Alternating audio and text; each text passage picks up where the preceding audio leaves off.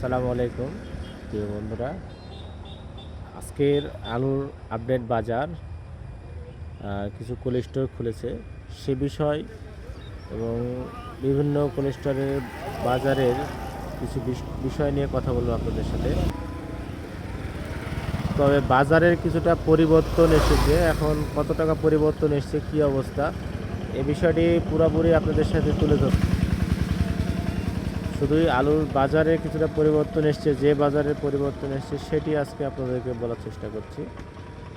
রাজশাহীতে এখন আজকের আপডেট বাজার যেটা চলছে, সাদা ডায়মন্ড আলু, কোল্ড স্টোরের যে আলু, কোল্ড স্টোরের আলু কিন্তু এখন বর্তমান আজকে যেটা চলছে 17 টাকা 50 পয়সা, এটা কোল্ড স্টোরের আলু বাজার। আর আপনার যেটা আছে সেইটা চলছে 16 টাকা 75 পয়সা, যেটা খুব ভালো ফ্রেশ আলু।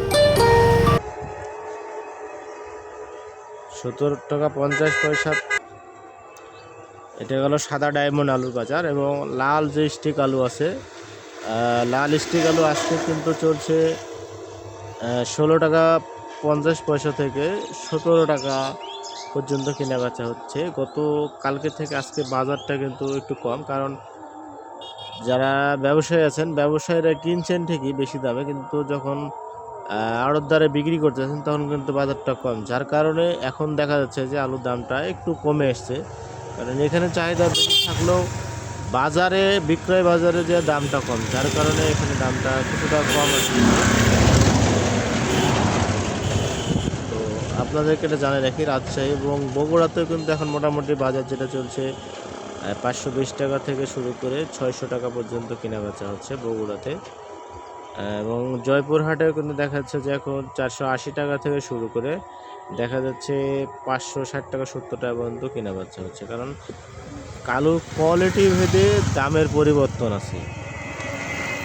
জয়পুরহাট গেল এবং এখন চলে যাচ্ছে আমরা আরও অন্য যে জায়গাগুলো আছে, মুন্সিগঞ্জেও কিন্তু এখন মোটামুটি হবে বাজারটা খুব ভালো। আগের থেকে, আগে যে বাজার ছিল তার থেকে কিন্তু আলুর দামটা বাড়তেছে।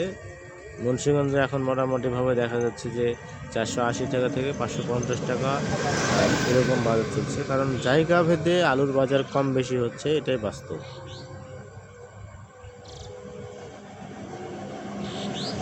আর কোল্ড স্টোর যদি খোলার কথা বলেন, তবে রাজশাহীতে দেখা যাচ্ছে যে আগের থেকে এখন কোল্ড স্টোর অনেকগুলো খুলেছে। তবে রাজশাহী মোহনপুরে কিছু কিছু কোল্ড স্টোর এখনও খুলতে বাকি আছে।